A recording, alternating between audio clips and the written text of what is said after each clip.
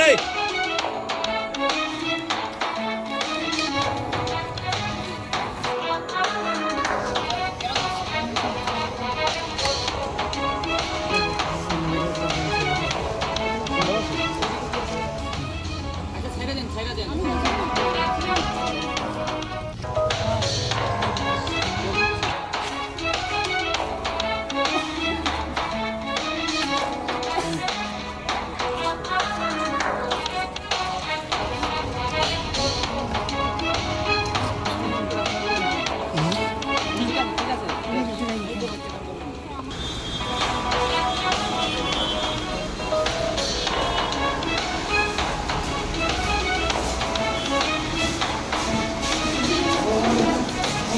Information ছিল যে রেলে করে একটা যাত্রী আমাদের তেলিয়ামুড়াতে এসে নামবে।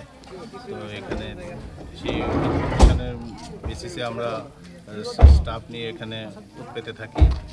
যখন ট্রেনটা আসে, শিলচর ট্রেনটা আসে, তখন ওই সময় অনুমান বিকেল 3:30 হবে। তখন আমরা একজন মহিলা, যার নাম মাধবীতে, বাড়ি করিমগঞ্জ, ওনাকে আমরা ডিটেইন করার পর আমরা ডিসিএম তেলিয়ামুড়া এবং ইন্ডিপেন্ডেন্ট উইটনেসও কল করি। তো সবার সামনে ওনার ব্যাগ যখন সার্চ করা হয়, সেই ব্যাগ থেকে 15 কেস সব কেস, যার মধ্যে ব্রাউন সুগার আছে, এগুলো আমরা উদ্ধার করি। তো 15 কেসের যেগুলো ওয়েট এসছে আমাদের কাছে, আনুমানিক ওয়েট 300 গ্রামের মতো হবে, যেটা কমার্শিয়াল কোয়ান্টিটি, যার বাজার আনুমানিক মূল্য 7 লক্ষ টাকার মতো।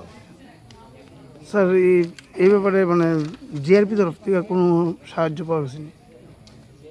এখানে অ্যাকচুয়ালি আমাদের এসবি, আমাদের সঙ্গে কাস্টমস এবং অন্যরাও ছিল, আসাম রাইফেল ছিল। তো আমরা জয়েন্টলি ওটাই করেছিলাম এবং পাশে জিআরপিও অন ডিউটিতে ছিল। কিন্তু রেডের সময় আমরা রেডের খবর করিনি, আমরা অন্য এজেন্সির সঙ্গে মিলে জয়েন্ট রেড করেছি। তারা তো দেখছে রেড করার সময়? ওটা অ্যাকচুয়ালি আমি লক্ষ্য করিনি ওরা আমাদেরকে কি ফলো করলো না করলো।